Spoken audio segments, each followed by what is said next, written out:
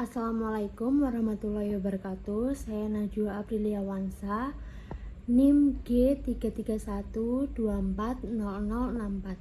Saya akan mempresentasikan tentang makalah saya yang berjudul Sumber Hukum Islam Al-Quran. Nah, makalah saya ini tentang Al-Quran yang memiliki posisi yang sangat penting karena yang menjadi pedoman hidup manusia sebagai umat muslim. Nah, dalam kehidupan umat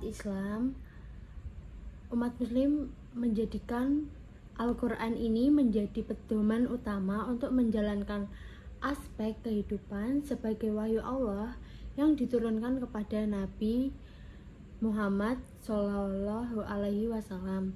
Al-Quran tidak hanya mengandung ajaran akidah dan ibadah, tetapi juga mengatur tata kehidupan sosial.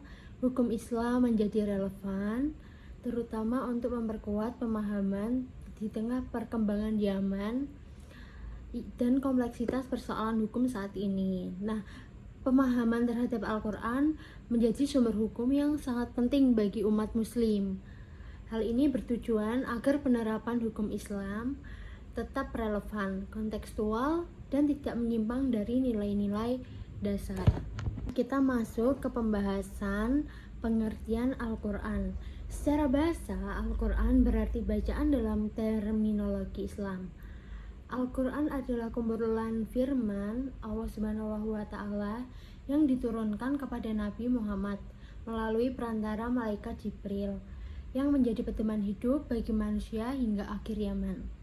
Nah, Al-Quran ini bersifat mutlak, kebenarannya tidak dapat diubah dan menjadi rujukan utama dalam menetapkan nilai-nilai kebenaran dan keadilan dalam kehidupan. Selain itu, Al-Quran memiliki keunikan tersendiri dibandingkan kitab-kitab suci sebelumnya. Ia diturunkan secara bertahap selama lebih dari 2 dekade.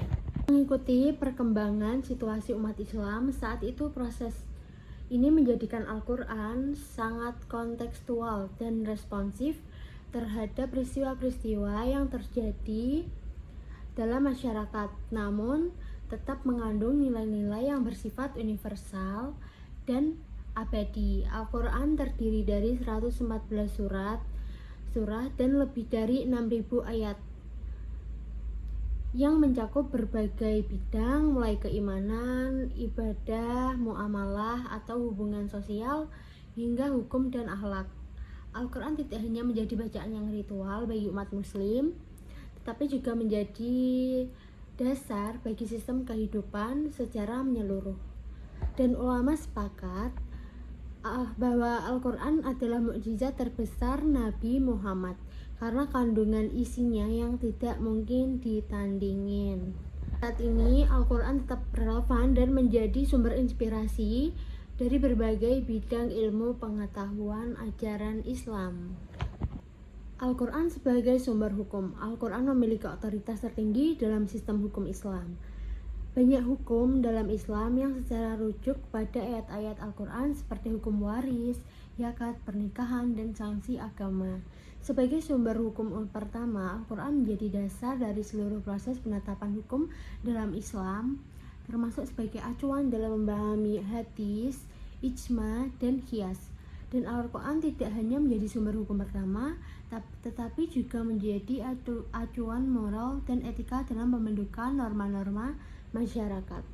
Dan yang menjadi landasan utama dalam pengembangan hukum Islam oleh para ulama di berbagai zaman dan wilayah. Al-Quran juga membentuk kerangka hukum Islam yang bersifat normatif dan aplikatif. Artinya tidak semua hukum bisa disajikan dalam bentuk teknis atau rinci. Nah, kita memasuki karakteristik hukum dalam Al-Quran. Hukum-hukum yang terdapat di Al-Quran memiliki beberapa ciri khas. Pertama, hukum tersifat universal atau artinya berlaku untuk semua manusia tanpa memandang waktu dan tempat. Kedua, ia fleksibel, dapat menyesuaikan dalam perkembangan zaman melalui prinsip-prinsip umum yang terkandung di dalamnya. Ciri khas hukum dalam Al-Quran juga terlihat dari pendekatannya sangat komprehensif. Ia tidak hanya menetapkan hukum, tetapi juga menjelaskan bagaimana hikmah di balik setiap ketentuan. Misal, dalam hukum puasa nih, Al-Quran tidak sekedar mewajibkan tetapi juga menjelaskan tujuannya dalam hukum puasa agar kamu bertakwa. Selain itu, hukum Al-Quran memiliki sifat preventif dan korektif, artinya mencegah terjadinya kerusakan serta memperbaiki kondisi sosial. Hal ini menunjukkan bahwa Al-Quran tidak hanya berorientasi pada hukuman, tetapi juga pada pembinaan umat dan perbaikan moral. Nah, ada metode penafsiran hukum dalam Al-Quran. Untuk memahami ayat-ayat hukum dalam Al-Quran, para ulama mengembangkan metode tafsir seperti tafsir bil matsur dengan riwayat sahih dan tafsir bi ra'yi berdasarkan akal sehat yang terkontrol. Selain itu, konteks turunnya ayat asbun nuzul sangat penting dalam menjelaskan maksud hukum dalam Al-Quran. Penafsiran yang tepat membantu menghasilkan hukum yang relevan dan tetap sesuai dengan nilai-nilai yang syariat.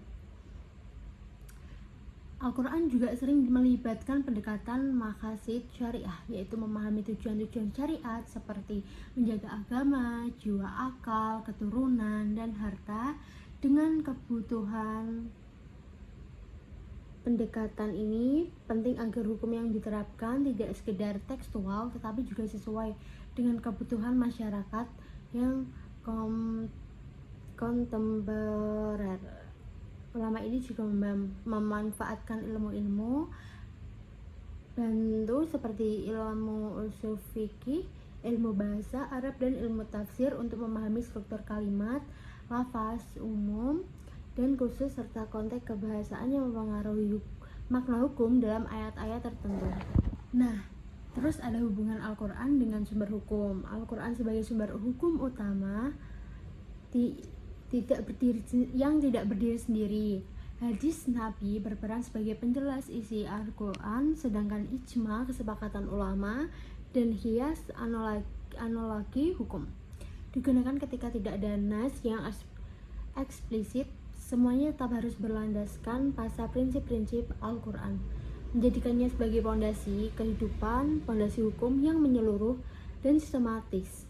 Keterkaitan antara Al-Quran dan hadis ini sangat erat karena banyak hukum yang hanya dijelaskan secara global dalam Al-Quran lalu diperinci melalui hadis.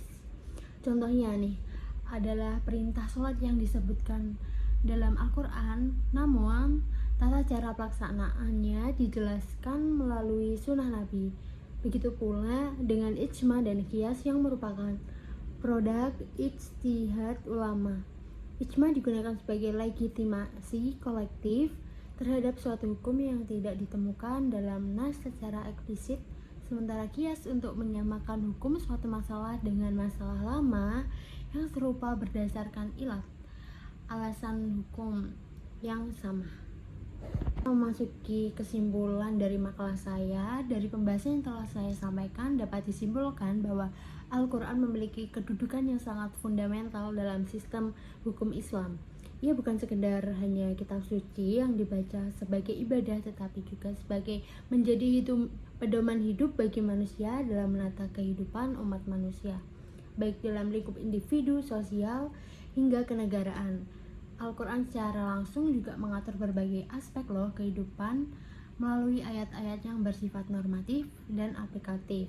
Ayat-ayat tersebut yang membahas hukum, ibadah, muamalah, keluarga, pidana, ekonomi, hingga etika bermasyarakat. Hal ini menegaskan bahwa hukum dalam Al-Quran sangat komprehensif dan relevan di setiap lini kehidupan. Nah, terima kasih presentasi makalah dari saya. Wassalamualaikum warahmatullahi wabarakatuh.